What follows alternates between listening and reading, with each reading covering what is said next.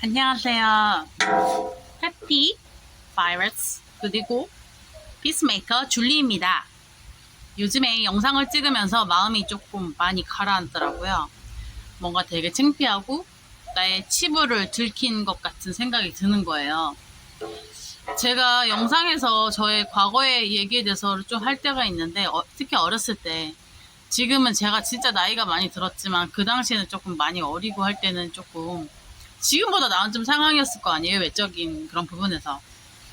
네, 제가 그래서 그때 좋은 것도 있지만 사람들에게 관심과 사랑을 많이 받아서 좋은 것도 있지만 반면에 그 이면의 그런 어두움을 생각할 때는 진짜 외롭고 너무너무 힘들었었거든요. 많이 우울하고 관심 받지 못할 때 느끼는 감정, 막 사랑받다가 어느 한순간에 또 잊혀지는 감정이나 그게 너무 힘들어서 많이 울고 또 막 앉아서 기도하고 무릎 꿇고 기도하고 제가 지금 잘하고 있는 건가요? 이렇게 성찰을 하게 되고 근데 이런 감정은 또 이제 처음에 유튜브 할 때도 많이 있었던 감정이에요. 왜냐면 뭔가 솔직하게 얘기하고 났을 때 사람이기 때문에 또 반응 같은 것들을 생각하게 되잖아요. 그랬을 때 뭔가 반응을 해주시면 또 이런 느낌이구나, 사람들이 이렇게 받아들였나 보다. 근데 모르면 또 애매한 그런 부분들이 생기면서 저 혼자 착각하게 되는, 좀 부정적으로 생각하는, 또 깊이 생각하게 되는 그런 쪽으로 가게 돼가지고 조금 걱정스러웠으나, 그래서 또 한동안 제 유튜브 채널을 보지 않았습니다. 근데 또 다시 읽어보니까 뭐 그렇게 심한 말이나 잘못되거나 왜곡된 말은 한 건 없더라고요. 그리고 나를 돌아보게 되면서 이 부분에 대해서도, 내 과거 부분에 대해서도 조금 이렇게 치유의 기도를 해야겠다. 제가 예수님을 믿으면서 어렸을 때 과정을 이렇게 만나가더라고요. 예전의 과정들 있잖아요. 내가 언제 되게 슬펐었고 이런 감정을 느꼈었고, 이제 긍정적인 그런 부분에 대해서 생각하지 않겠죠. 근데 부정적인 감정에 대해서 치유가 일어나고 다시 예수님을 만나면서 회복되는 그런 과정에 대해서 치유 과정에 들어가는 때가 있더라고요. 근데 저도 모르고 지냈는데 중학교 때, 고등학교 때 감정도 돌아보면서 치유가 필요한 감정이었던 거죠. 근데 저에게 그런 어려움이 있었기 때문에 여러분들을 이해할 수 있고 또 사랑할 수 있고 또 아픔을 함께 나눌 수 있었던 것 같습니다. 오늘 나눌 이야기는요, 제 인생을 정말 아예 새롭게 떠지게 한 그런 두 가지 사건에 대해서 이야기를 해보도록 하겠습니다.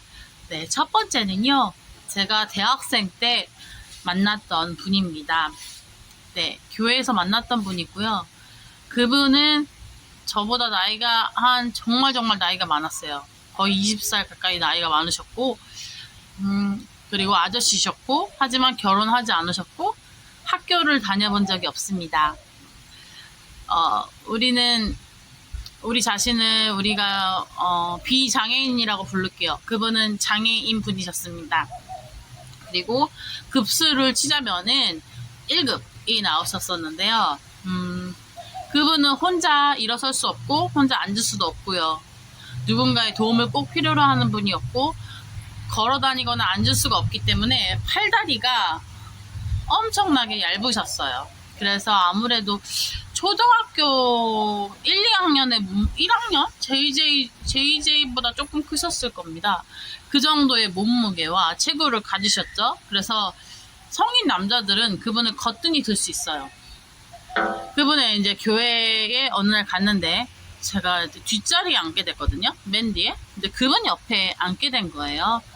장애인 분이셨는데 혼자 아까 앉지 못한다고 그랬죠. 누군가의 손에 의해서 휠체어를 타고 오셨고 예배를 드리시는데 또 이제 몸이 이렇게 거동이 불편하시고 한쪽만 쓰실 수 있거든요. 오른손 오른다리였던 것 같아요. 오른손 오른다리 쓰고 왼손 왼쪽 다리를 못 쓰셨던 것 같은데, 어쨌든 이 상체까지는 조금 그래도 몸이 있으신데, 그게 몸이 있다는 게 일반인 같은 건 아니고요.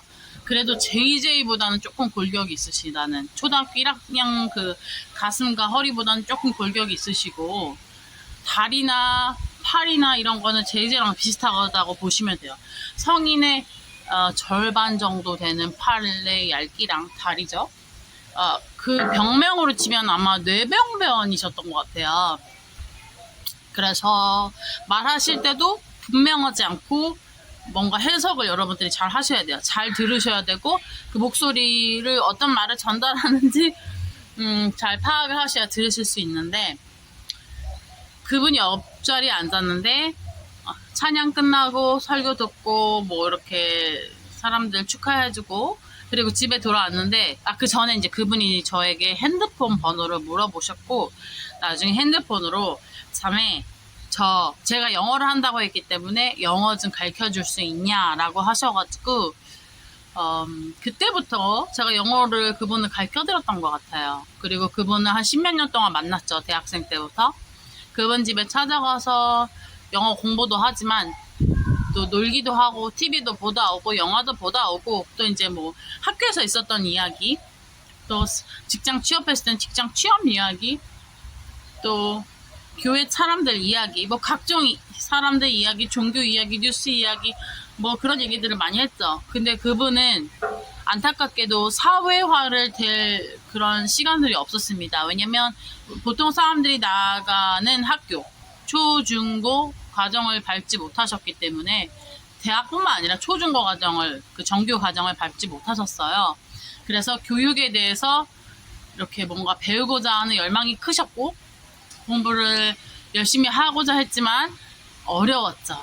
책을 읽거나 글씨 뭐 단어를 외우거나 해서 제가 많이 혼냈던 기억이 나고, 그리고 사람 성격이나 그런 사람의 사회화를 많이 경험할 수 있는 기회가 없었기 때문에 사람과 관계 맺는 거, 또 대화하는데 어려움들이 있었죠. 그러니까 사람이 무엇을 좋아하고 어떤 말은 피해야 되고, 그 관계가 약간 일방적이신 거예요. 그렇기 때문에 같이 지내면서 제가 선생님이었기 때문에 혼쭐을 많이 냈습니다. 이러시면 안 되죠. 말 들으셔야죠. 네, 철수님 이러시면 안 되십니다.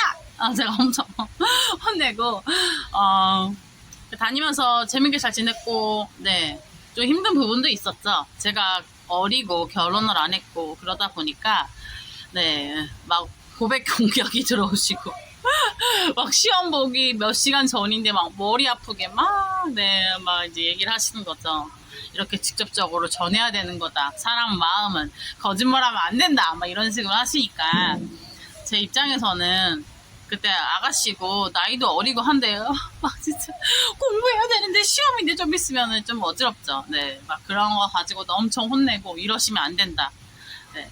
김치를 싫어하는 사람에게 김치를 계속 갖다 주는 것은 고문이라고 제가 알려주고, 네, 모든 그런 전반적인 과정들을 함께 보냈던 것 같아요. 그러면서 또 뭐 김밥 천국에서 밥도 시켜 먹고, 그분과 어쩔 때는 남산이나 또 밖에 야외에 갈 일들도 있었어요. 근데 재밌었던 거는 뭐였냐면은, 이제 그러면서 제가 공부도 도와드리고 밖에 나가는 것도 도와드리고, 처음에 1, 2년은 그냥 무료로 봉사를 했거든요. 근데 이제 그분이 서칭을 하다가 뭐 도우미, 제가 까먹었네요. 장애인을 도와주는 그런 직업이 있어요. 시간당 hourly pay를 받는 그게 있는데, 정부에 신청을 하면 또 그렇게 할 수 있는 서비스를, 시간을 체크하고 돈을 받을 수 있는 그 프로그램을 알아낸 거예요. 그래서 그걸 신청하면서 저도 시간당 페이도 받게 되고, 또 그 형제님과 좋은 시간들을 갖게 됩니다. 그래서 그분이 원하셨던 초등학교 졸업 검정고시를 통해서 이제 그 시간들을 패스를 했죠. 초등학교, 중학교, 고등학교, 그리고 마지막에 대학교까지 입학하시게 됩니다. 물론 대학도 이제 막 왔다 갔다 혼자 하실 수 없었기 때문에 온라인 대학으로 가게 되고요. 입학식까지는 저도 같이 갔었고요. 몇 년 전에 졸업까지 하시게 됐습니다. 네, 그러면서 이제 그분과 생활하면서 저의 생활이 완전 뒤바뀌기 시작했어요. 대학교 때부터. 아니, 이렇게 철수 형제님은, 네, 철수라 하면 지금 가명이에요. 그분 실제 성함이 있지만 보호해드리기 위해서 약간 실명을 바꿨습니다. 이렇게 장애인 아저씨도 열심히 공부도 하고자 하고, 이분은 누구의 도움 없이는 뭐 교회든지 뭐 공원이든지 산이든지 들이든지 한강도 갈 수가 없는데 아니 나는 다 할 수 있지 라는 생각 때문에 학교 페스티벌이든 수업이든 미친 듯이 잘 했어요. 그런 축제 상황에서도 막 열심히 응원하고 이겨라 옛날보다 더 2배 3배 더 열심히 하고 더 뭐든지 열정적으로 하게 되고, 아니 철수 형제님은 할 수 없는 게 이렇게 많은데 나는 다 할 수 있잖아. 근데 어떻게 내가 불평을 하나 이런 생각에 모든 것을 좀 더 다른 시각으로 보게 되고, 또 이제 장애인분과 같이 다니다 보니까 처음에는 그냥 휠체어를 밀고 다녔거든요. 그래서 조금 어려웠죠. 가는 게. 그분을 들어서 앉혀서, 그분이 지하방에 사셔가지고 그분을 제가 들어서 계단으로 올라가가지고 앉혀서 갔었는데요. 그렇게 어렵지 않았던 거는 나이가 제가 어렸고 그분도 몸무게가 JJ보다 조금 더 무거우셨을 거예요. 몸무게가 40kg 정도가 안 되고 한 38kg 정도여가지고 저도 그분을 노력하면 이렇게 들 수가 있었어요. 그 계단을 천천히 하나 둘 셋 넷 다 야 이렇게 올라가가지고 지하에서 딱 올려가지고 휠체어에 태워서 그분과 함께 돌아다녔는데, 네, 물론 이제 그렇게 돌아다니는 날은 다음날 제가 뻗어서요. 피곤했나봐요, 몸이. 나는 그렇게 기쁘게 즐겁게. 근데 그분과 다니면서, 뭐 휠체어 다니면서, 휠체어를 이렇게 끌고 다니면서 제가 느낀 게 맞죠. 아, 한국 사회에 아직도 장애인을 위해서 많은 것들이 빌딩이나 또 지하철이나 이런 게 너무 불편하구나. 지하철도 엘리베이터로 바로 갈 수 있는 곳도 있지만 엘리베이터를 타려면 뺑뺑 돌아서 어떤 특정 입구로 가야 하며, 또 그리고 엘리베이터가 없는 곳도 있어요. 그럴 때는 역 안에서 일하시는 분들 있잖아요.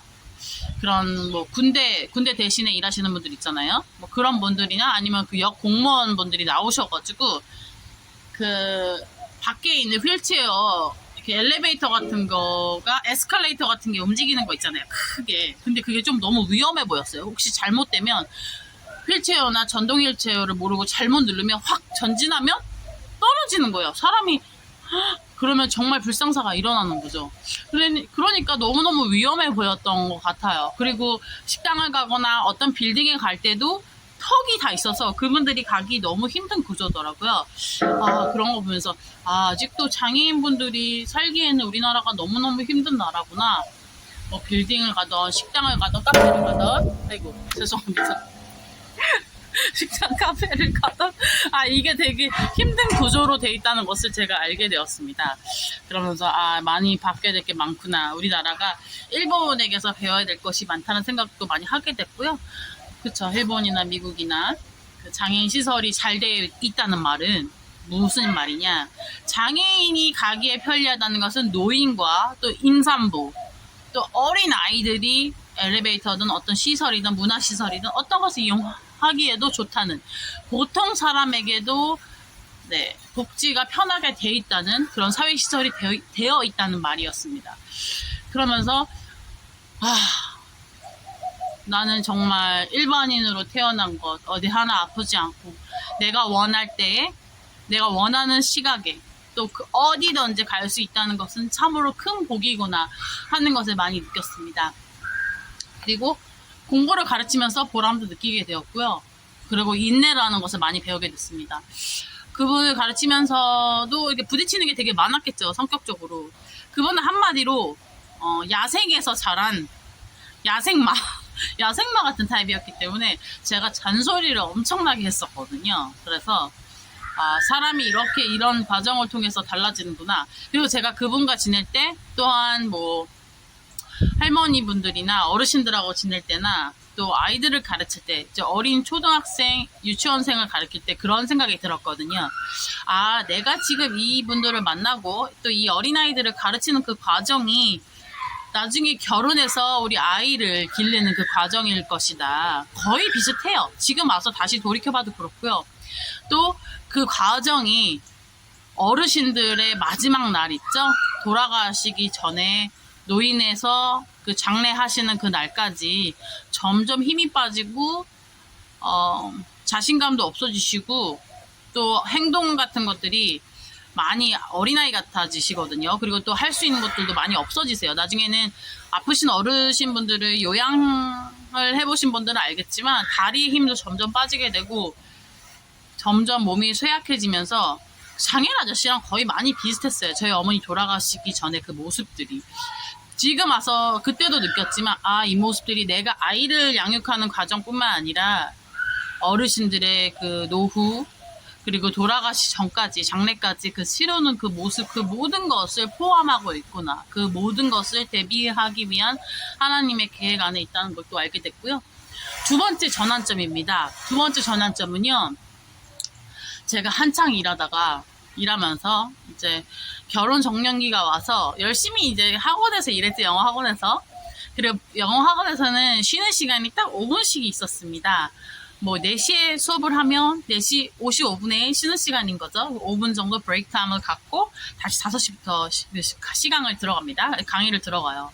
그 시간 안에 이제 밥을 먹어야 되는 거죠. 5시간, 6시간, 출근한 지 7시간, 8시간이 되면 배가 고파요. 그래서 그 5분 동안 배가 고프니까 빨리 먹을 수 있는 뭐 바나나라든지 우유, 뭐 주스 이런 것들을 빨리 마시는 거예요. 제가, 그쵸. 이제 결혼 정년기가 오고 또 그 당시에 한창 또 열심히 기도하고 선교팀들도 많고 하다 보니 금식 기도를 많이 했어요. 저녁을 먹지 않고 그 저녁 시간에 제가 스킵을 하거나 그래서 약간 체력이 많이 떨어진 상태였습니다. 근데 어쨌든 금식은 6시부터이기 때문에 그 전에는 먹을 수 있거든요.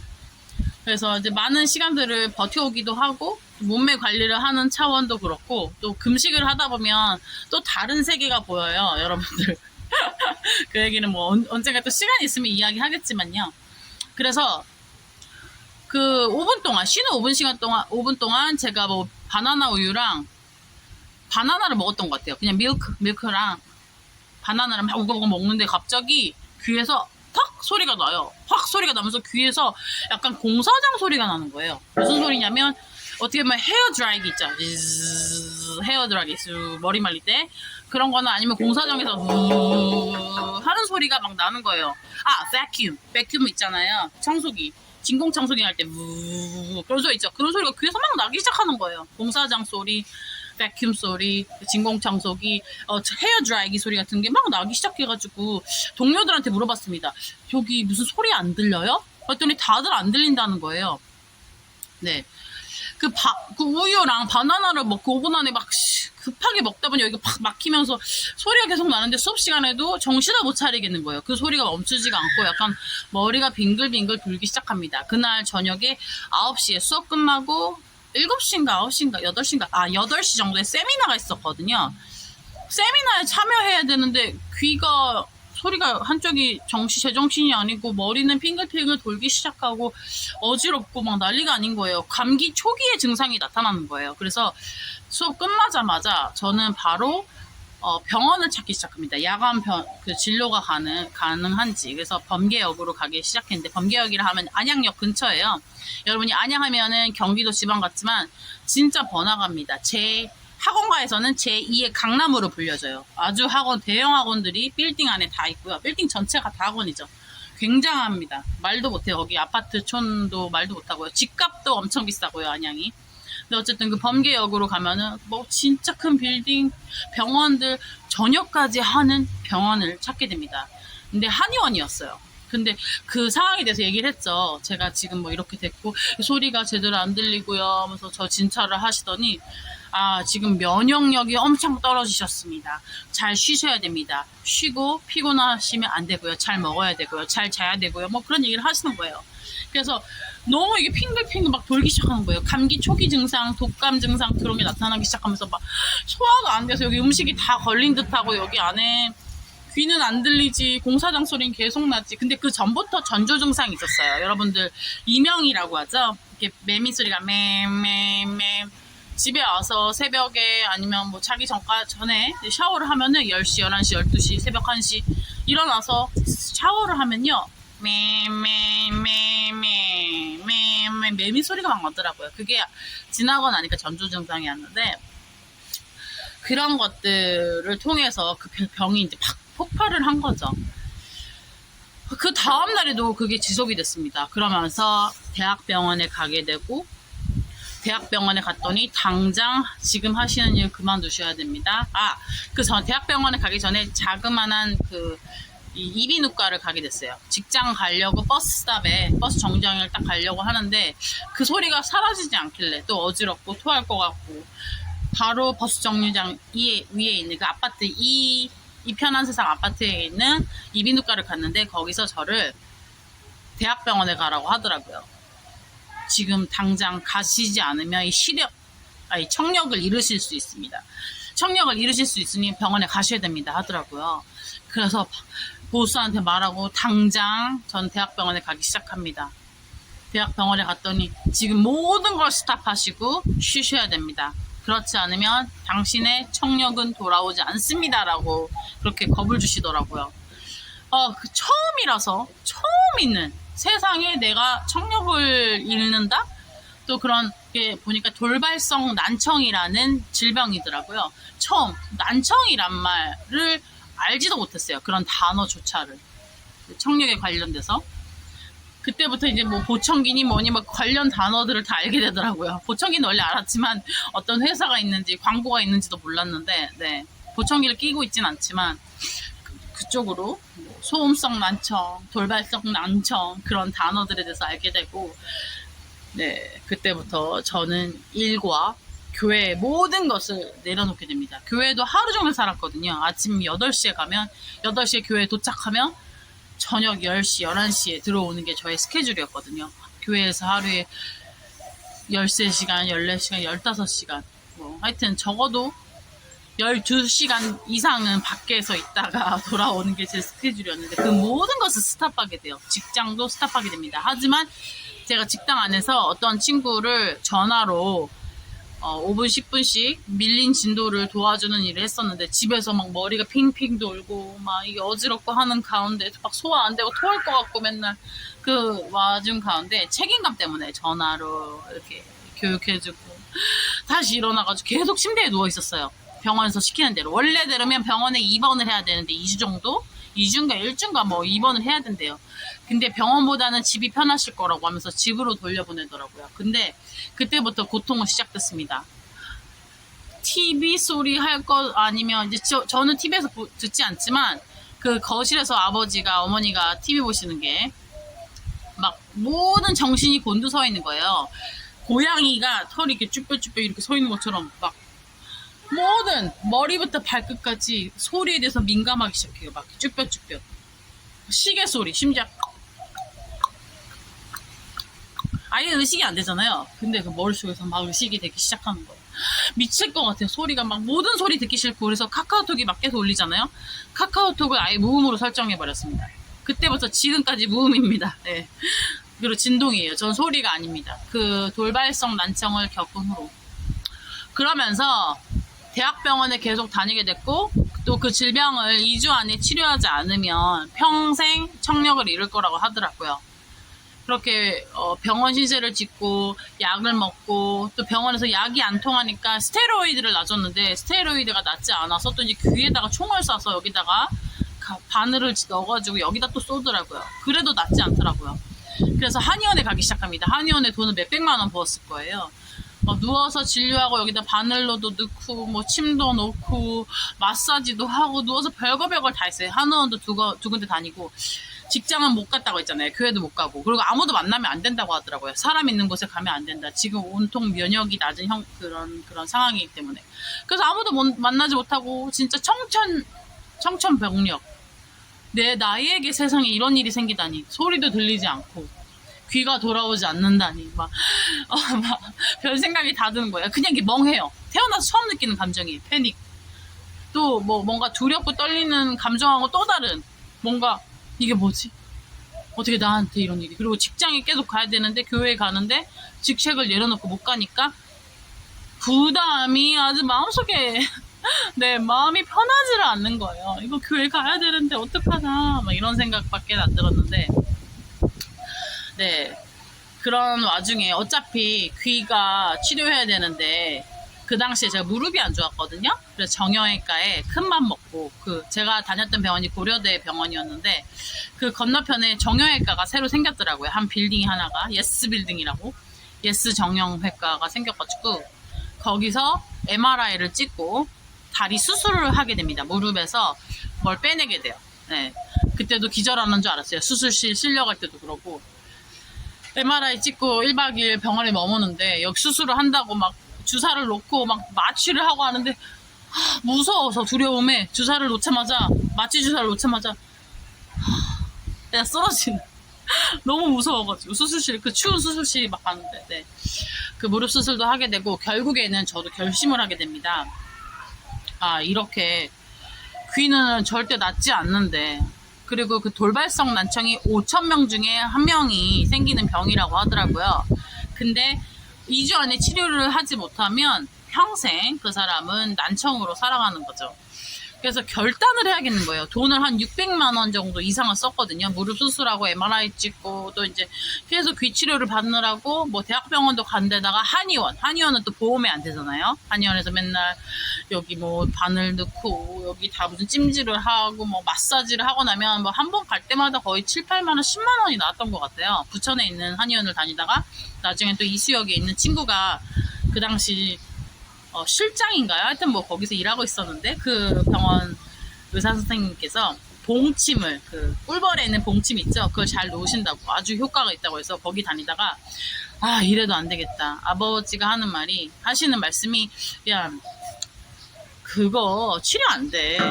한의원 간다고 치료 절대 안 된다 하셔가지고 안 되겠다. 직장에 가야겠다라는 생각이 있었는데 제가 그 송구영신 예배가 있죠. 제가 이렇게 귀가 안 들리기 시작한 게 9월 27일이었는데 드디어 결단을 내리게 됩니다. 3개월이 지나고 그 치료된다고 의사들이 가능성을 두는 그 2주가 지났기 때문에 안 되겠다. 내가 귀가 들리던지 안 들리던지 치료가 되던지 안 되던지 직장도 나가야 되고 이제 돈도 벌어야 되지.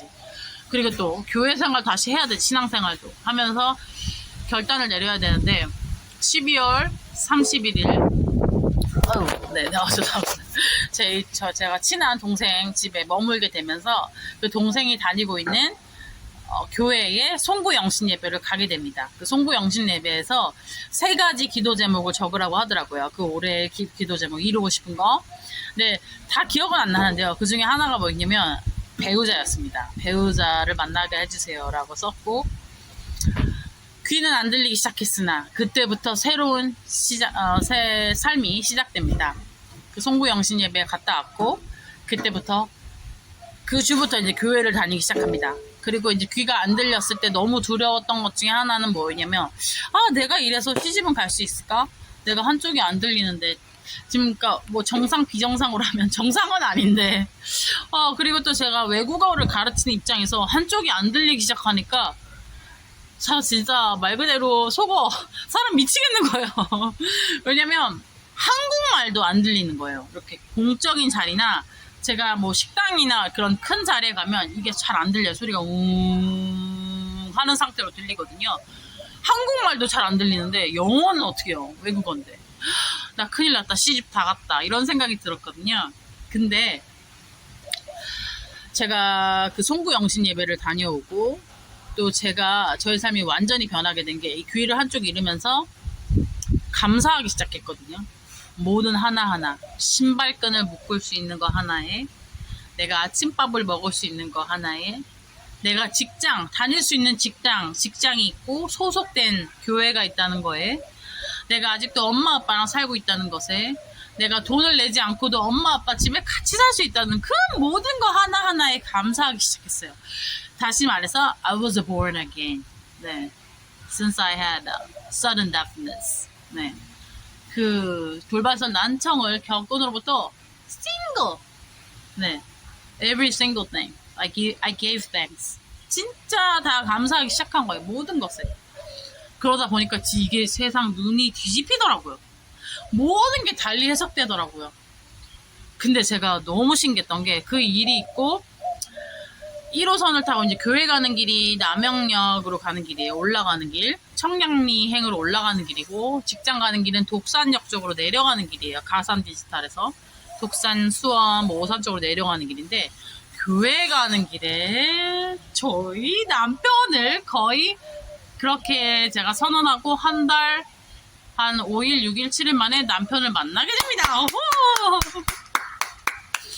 감사하니까 하나님이 주시더라고요. 물론 하나님이 갑작스럽게 주신 건 아니고요. 여러 훈련을 통하여 주셨고, 저는 배우자 기도를 17년 동안 했거든요. 제가 중학교 때부터 그 크리스천 스쿨을 다닌 이후로 맨날 기도실에 가서 등교 전에, 등교하고 나서니까 그 선생님이 오시잖아요.